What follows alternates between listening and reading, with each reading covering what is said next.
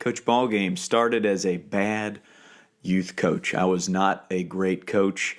I started out coaching kids in 2005, and I was okay.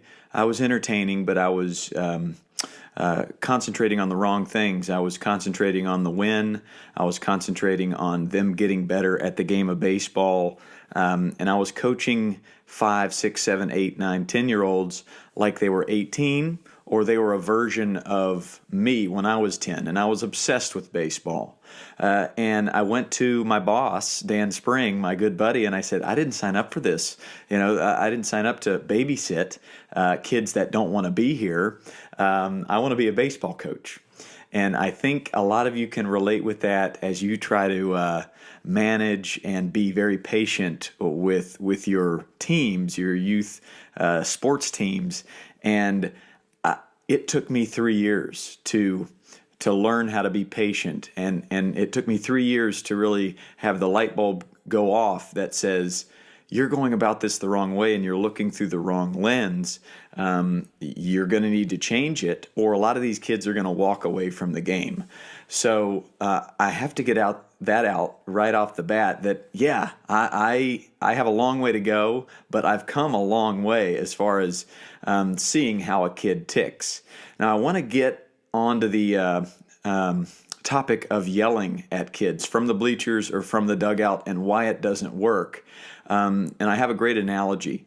If you want your child to excel at video games, are you going to sit beside them on the couch and micromanage and yell at them every time they push the wrong button, or every time they push a button you are over their shoulder looking, cheering, yearning, anxiously wishing that they do well?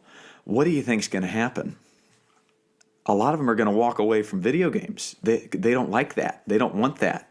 Notice when a child strikes out or makes an error in a game, what do? 99% of them, their body language goes to the defeat, fetal position. They're sad. Some of them cry. They throw their helmet. They're upset. They are defeated. They don't need 8, 9, 10 other people letting them know why they should feel defeated. And so yelling these and it might not even seem like negative. It seems like you're wishing them to do well and you want them to do so well.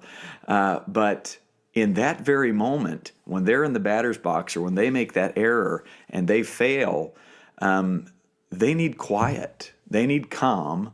They need to be built back up. So what I used to do was immediately talk to that kid about why they struck out, and they must not be paying attention to what I'm teaching, otherwise they wouldn't. Because I, as a coach, was so focused on the win, and it almost felt like I was the failure because I wasn't able to figure out how to communicate to that kid how to not strike out or how to not make that error. So I went into I'm a failure mode, and then I would yell louder. And I'm sure you can all relate.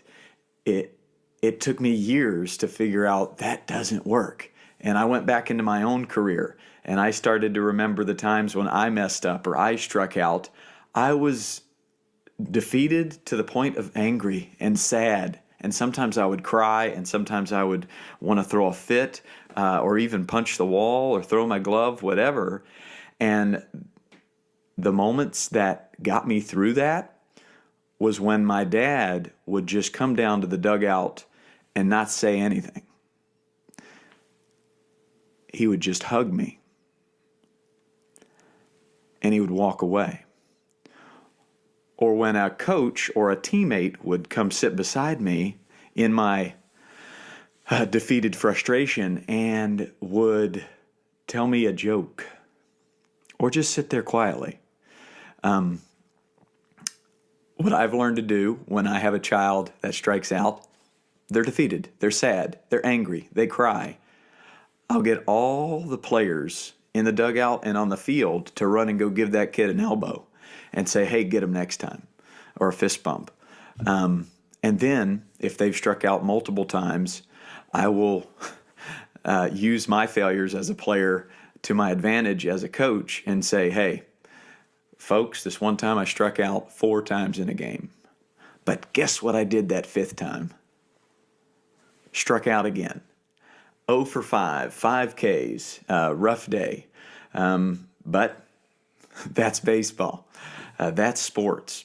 So yelling at a kid in the moment doesn't work because they immediately have this pressure they put on them, this negativity of I better do well, or the stakes are so high, I'm going to disappoint a lot of people. So why do parents feel that? And my dad definitely felt that when I was a kid, because it's natural. You want your kid to do well, and I get it. And that's immediately what you do in a high leverage situation is you wish, and you yell. And in your brain, it feels like you're helping, but actually, it can work the other way, and it does. It does not work. Now, if you yell negatively or you're beating a kid down after they already messed up, well, then that hopefully that is clear that does not work at all. You're just pushing the kid out of the game altogether, and they're going to go do something else because they're beating themselves up, and now their coach is also yelling at them. What's the point? You want to look through the lens of, am I making the kid want to come back next year, and am I making the kid a better person? That's the sole purpose, and it took me years to figure that out. So I hope it helps you to know that I was really bad and passive-aggressive and negative as a coach early on because I was looking through the wrong glasses. And I had some good mentors, Dan Spring, Sean Flicky, guys that taught me about positive reinforcement and building people up and connecting with the kid and how much more important that is. But, this is my mission now to get parents to be better parents and coaches to be better coaches so the kids can be happier kids. I've got 13-year-olds at my advanced sandlots in blue jeans. They've never played baseball, but they are living life, and they are meeting new friends, and they are being active and exercising because you don't have to be elite. You don't have to be on the best travel ball team to play a sandlot baseball game, and you shouldn't. The mission that I'm on now, and it is beyond just my way of living. It is what I think about all the time. It started when a 7-year-old came up to me and said, my travel ball coach isn't going to let me play soccer because I have to play year-round with this team to be on the team. And I have a lot of friends on this team, so I want to be with my friends, and I want to play baseball with my friends, but I also want to play soccer. And that was when I really took the switch on, and I went from just seeing the problem to trying to be some sort of answer to the problem. And I started to seek out information from college coaches and major league managers and major league players. And what are they saying? Big picture. Become a great athlete. Mike Trout, great outfielder because he was a great basketball player. Jackie Robinson, 4-sport athlete at UCLA. I want a well-rounded athlete when I'm 17. That's what I want to see as a college coach. And then I can teach them how to go from second base to right field and be a good right fielder because a lot of times when you get to college, you need to be able to play all the positions. You need to learn how to catch. And if you've played inside linebacker in football or you've been a good defender in basketball, you might be a better catcher because of that.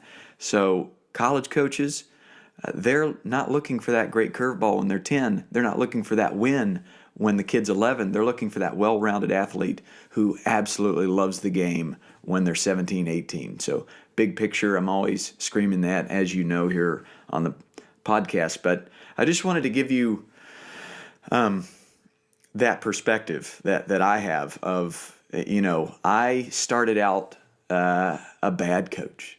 And I'm ashamed to say it, but I was. And it took me a while to figure out I need to make sure these kids are